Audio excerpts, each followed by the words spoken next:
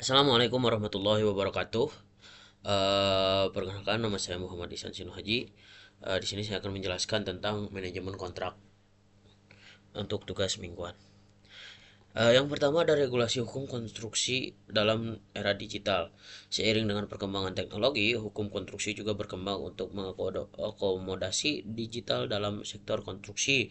Beberapa aspek yang relevan antara lain sistem informasi jasa konstruksi digunakan untuk pendaftaran sertifikasi tenaga kerja dan badan usaha konstruksi. Adapun BIM, Building Information and Modeling, teknologi untuk mendukung estimasi efisiensi proyek dengan permodelan digital. Ada tanda tangan elektronik dalam kontrak digunakan untuk mempermudah transaksi kontrak konstruksi secara online. Selanjutnya ada perkembangan dan tren hukum konstruksi di Indonesia. Meningkatkan sertifikasi tenaga kerja konstruksi didorong oleh Kementerian PUPR agar tenaga kerja memiliki kompetensi standar internasional. Adapun penerapan proyek infrastruktur berbasis KPBU, kerjasama pemerintah dan badan usaha. Pemerintah semakin banyak melibatkan sektor swasta dalam pembangunan infrastruktur, seperti proyek jalan tol dan pelabuhan. Adapun peningkatan pengawasan dalam proyek-proyek strategis nasional, proyek besar seperti Ibu Kota Nusantara, yaitu IKN, mendapat pengawasan ketat dalam aspek hukum dan regulasi. Hukum konstruksi adalah aspek yang sangat penting dalam industri pembangunan di Indonesia. Memahami aspek hukum ini akan membantu pemilik proyek, kontraktor, konsultan, dan pemerintah dalam menjalankan proyek sesuai dengan regulasi yang berlaku. Selanjutnya hal-hal yang perlu diperhatikan dalam hukum konstruksi. Yang pertama, regulasi dan perizinan proyek, penyusunan kontrak konstruksi yang kuat, pengelolaan risiko dalam proyek konstruksi, kepatuhan terhadap standar keselamatan dan lingkungan, serta penyelesaian sengketa konstruksi secara efisien.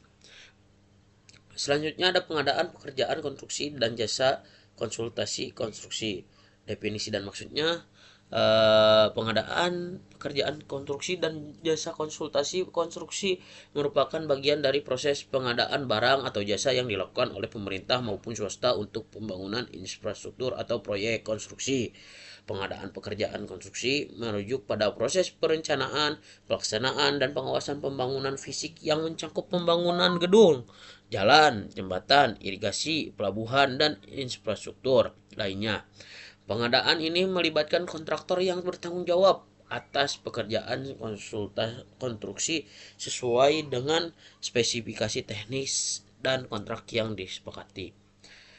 Pengadaan jasa konsultasi konstruksi mengacu pada layanan profesional yang disediakan oleh konsultan untuk mendukung pekerjaan konstruksi, termasuk perencanaan teknis, studi kelayakan, manajemen proyek, desain arsitektur, dan penguasaan pelaksanaan konstruksi.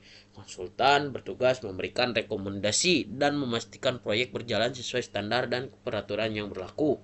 Contoh pengadaan pekerjaan konstruksi, pemerintah daerah membuka tender untuk pembangunan jalan tol baru sepanjang 50 km. Kontraktor yang memenangkan tender bertanggung jawab untuk membangun jalan tol sesuai dengan spesifikasi yang ditetapkan dalam kontrak kerja.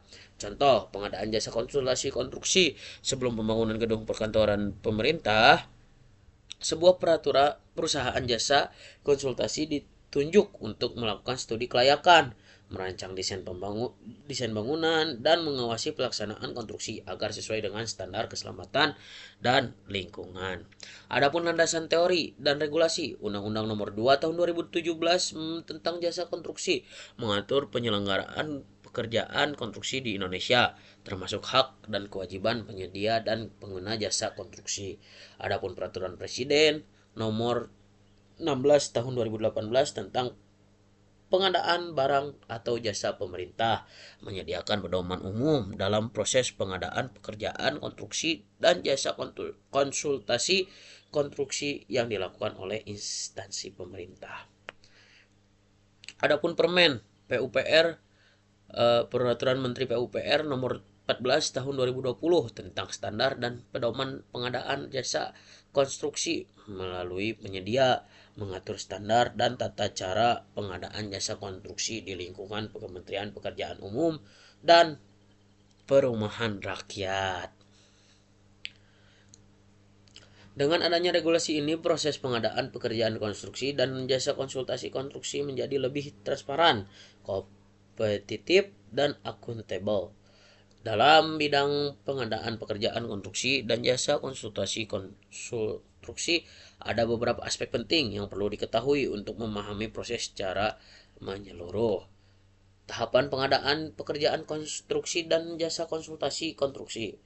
Ada perencanaan pengadaan, yaitu identifikasi kebutuhan proyek, misal pembangunan jembatan, gedung sekolah, sistem drainase, penyusunan anggaran dan sumber pendanaan harus jelas. Penetapan metode pemilihan penyedia jasa, tender terbuka atau seleksi langsung ataupun penunjukan langsung. Persiapan pengadaan, menyusun dokumen pemilihan penyedia jasa, dokumen pemilihan atau dokumen lelang. Adapun pengumuman pelelangan atau seleksi penyedia jasa konsultasi, adanya evaluasi administrasi, teknis, dan harga penawaran. Pelaksanaan kontrak. Penandatanganan kontrak antara penyedia jasa dengan pengguna jasa, pelaksanaan proyek sesuai spesifikasi teknis yang telah ditetapkan, pengawasan dan evaluasi berkala untuk memastikan proyek berjalan sesuai rencana. Adapun penyelesaian dan serah terima pekerjaan, pemeriksaan akhir hasil pekerjaan konstruksi, serah terima pekerjaan pertama, professional handover VHO, dan akhir final handover FHO. Adapun evaluasi pasca proyek untuk memastikan pekerjaan memenuhi standar mutu yang ditentukan. Mungkin presentasi saya cukup sekian dan terima kasih. Mohon maaf bila ada kesalahan. Wabillahi taufiq walhidayah. Assalamualaikum warahmatullahi wabarakatuh.